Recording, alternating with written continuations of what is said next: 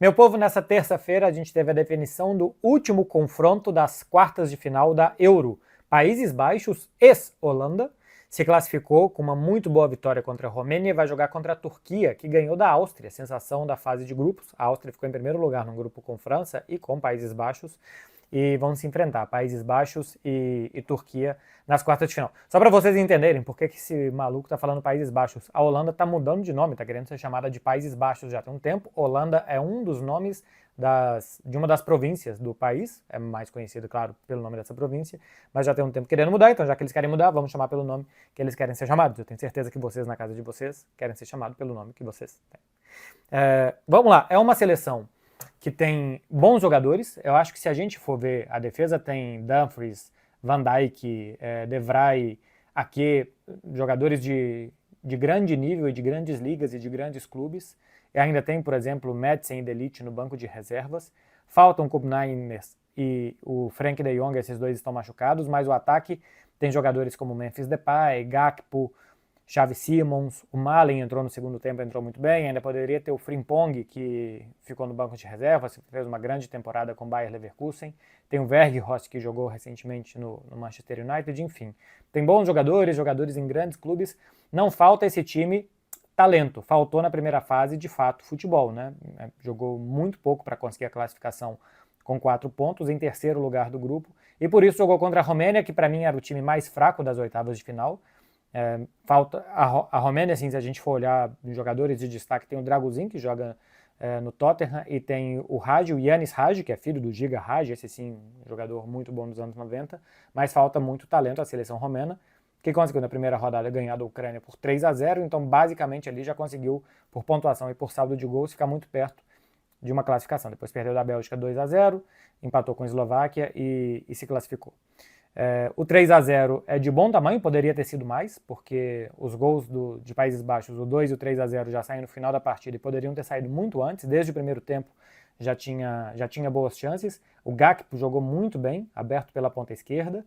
Bom jogo também do Memphis, arrastando os zagueiros de um lado para o outro e abrindo espaços. O Xavi Simons, que para mim fez um bom jogo, mas sobrou um pouquinho de exibição de talento na frente. Acho que de vez em quando era definir as jogadas mais rápido, mais simples, e ele sempre queria um toque a mais, sempre queria enfeitar e deixar as coisas um pouco mais bonitas e um pouco menos objetivas, e por isso demorou a brilhar. E acho que assim, ele brilhou um pouco menos na frente, mais na armação, onde de fato ele foi objetivo, do que na frente por conta disso, e um muito bom jogo, especialmente no segundo tempo, do Dumfries. O Malen é um capítulo à parte, que entrou no segundo tempo, fez 2 gols, praticamente 100% de aproveitamento em toda a bola que tocou. Mas o Dumfries no segundo tempo, com o corredor direito aberto para ele, foi muito bem. Finalmente chegou. Assim, Países Baixos, Holanda é uma seleção tradicional, é um bom time no papel e que ainda não tinha jogado bem a Euro. Assim como Portugal ainda não jogou bem, assim como a Inglaterra não jogou bem, assim como a França ainda não jogou bem, essas seleções no papel têm bons jogadores.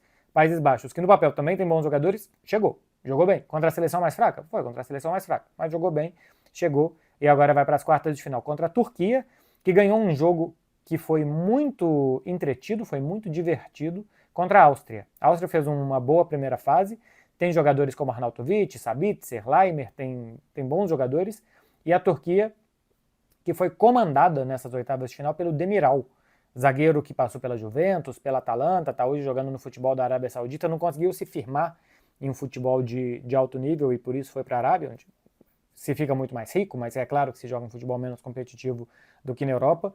E hoje fez os 2 gols, o que é excelente, mas no que cabia a ele como papel defensivo, também foi muito bem.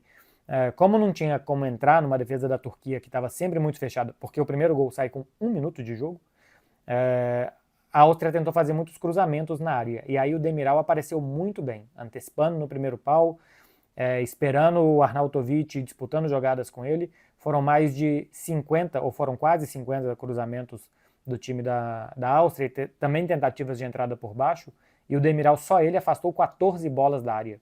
Foram mais de 50 bolas afastadas pela Turquia, só o Demiral afastou quase 1/3 de todas as bolas que pingaram na área da Turquia, além de fazer os 2 gols da sua equipe. Foi uma das melhores atuações individuais de um jogador da Euro até aqui. Eu sei que quando a gente fala de atuações individuais, a gente quer o gol de bicicleta do Bellingham, a gente quer o golaço do Nick Williams, o Malen fazendo 2 gols, mas o Diogo Costa na seleção de Portugal, pegando um cara a cara e 3 pênaltis, e o Demiral com o trabalho defensivo e ofensivo dele nesse jogo da Turquia, para mim são duas das grandes atuações individuais que a gente teve até aqui nessa Euro, que a Turquia elimina, primeiro que passa num grupo que tinha a seleção portuguesa e que naquele jogo contra a seleção portuguesa não foi bem, mas que depois conseguiu nos outros jogos, né, contra a Geórgia, e nem me lembro mais quem estava no grupo, era a Eslováquia,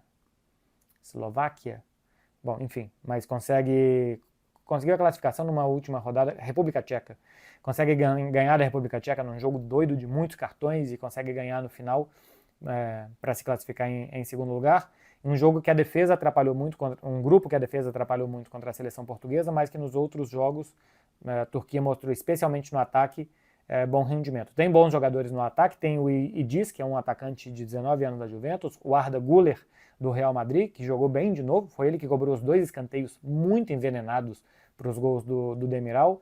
Tem o Yılmaz, um jovem jogador também do Galatasaray pela direita, de muito bom 1 contra 1.